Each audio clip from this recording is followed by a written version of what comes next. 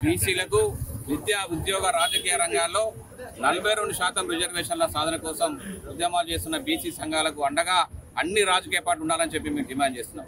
ఈ రోజు మరి అసెంబ్లీలో 42% రిజర్వేషన్ల కోసం చట్టం తీర్మానం చేసి కేంద్ర ప్రభుత్వానికి పార్లమెంటుకు బిల్లు పెడితే ఇప్పటివరకు కూడా కేంద్ర ప్రభుత్వం ఆ బిల్లు మీద ఇంతవరకు కూడా స్పందించట్లేదు। మరి ఈ రోజు అన్ని పార్టీల ఎంపీలు కూడా పార్లమెంట్లో ఖచ్చితంగా మా వాటా మాకు ఇవ్వాలి, బీసీల న్యాయపరమైన డిమాండ్ చేస్తున్నాం। మేము జనాభాలో 60% ఉన్నాం, మా కనీసం 42% రిజర్వేషన్లు అని చెప్పి డిమాండ్ చేస్తున్నాం।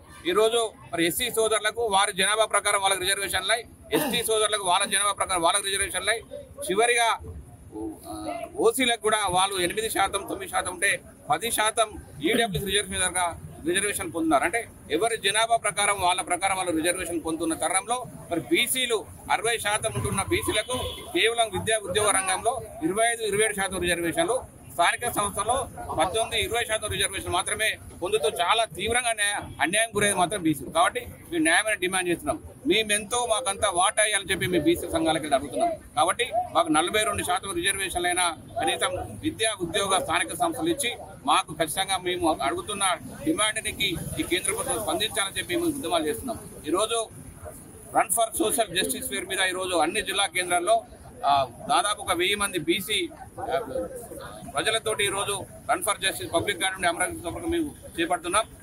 ఖచ్చితంగా రాబోయే రోజుల్లో దశల వారీగా ఉద్యమాలు చేస్తున్నాం। కేంద్ర ప్రభుత్వంపై ఢిల్లీ కేంద్రంగా పార్లమెంటు ముట్టడి కూడా మేము 5,000-10,000 మంది బీసీ డెలిగేట్స్ తోటి ఖచ్చితంగా డిసెంబర్ మొదటి వారంలో ఢిల్లీ కేంద్రం కూడా ఉద్యమాలు చేయడానికి మేము సంసిద్ధం చేస్తున్నాం। కాబట్టి ఇప్పటికైనా ఈ కేంద్ర ప్రభుత్వం మేము అడుగుతున్న న్యాయమైన డిమాండ్ సాధన కోసం ఖచ్చితంగా మీరు పార్లమెంట్లో బిల్లు పెట్టాలని చెప్పి మేము పెట్టాలని డిమాండ్ చేస్తున్నాం। లేని పక్షంలో రాష్ట్రంలో ఉన్న బీసీలు 2,50,00,000 మంది ఉన్న బీసీలు ఖచ్చితంగా ఉద్యమిస్తారు। తెలంగాణ తరలో తెలంగాణ ఎలాగైతే సాధించుకున్నారో బీసీలు కూడా ఉద్యమం చేసి బీసీల న్యాయమైన డిమాండ్ 42% రిజర్వేషన్ సాధన కోసం ఖచ్చితంగా మేము గ్రామాన్న బీసీలందరూ చైతన్యం చేస్తాం। ఈరోజు జూబ్లీహిల్స్ ఎలక్షన్ చూశారు, ఈరోజు కేవలం అక్కడ బీసీ నినాదంతో జూబ్లీహిల్స్ కాంగ్రెస్ పార్టీ గెలుపొందింది।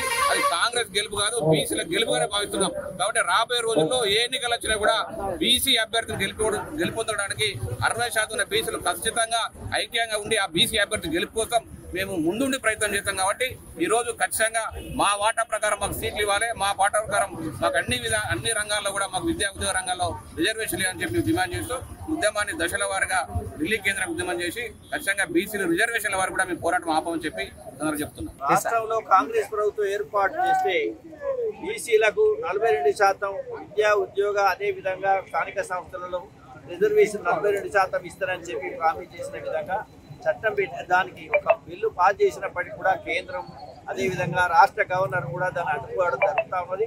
ఇది బీసీలందరూ కూడా గత 5-6 నెలల నుంచి చేస్తున్నటువంటి ఉద్యమం రాబోయే రోజుల్లో అన్ని రాజకీయ పార్టీలు కూడా మెడకు ఉచ్చు అవుతుందని కూడా ప్రజలు ఈ 3 పార్టీల మధ్యన జరుగుతున్నటువంటి 3 స్తంభాల ఆటను గమనిస్తూ ఉన్నారు। ఇది తమాషాగా చూస్తున్నారు, మేము ఇంత మోసపడతా అంటే ఈసారి నేను అడిగేది ఏంటంటే ముఖ్యమంత్రి గారు అఖిలపక్ష మీటింగ్ 17 మంది ఎంపీలతో పాటు రాష్ట్ర క్యాబినెట్ అదేవిధంగా అన్ని రాష్ట్ర రాజకీయ పార్టీల ప్రెసిడెంట్స్తో సహా ప్రధానమంత్రిని అదేవిధంగా హోమ్ మినిస్టర్ని కలిసి ఈ తెలంగాణ 2.5 కోట్ల ప్రజల బీసీ ప్రజల యొక్క ఆకాంక్షలు తెలియజేయాలి, ఒత్తిడి చేయాలి।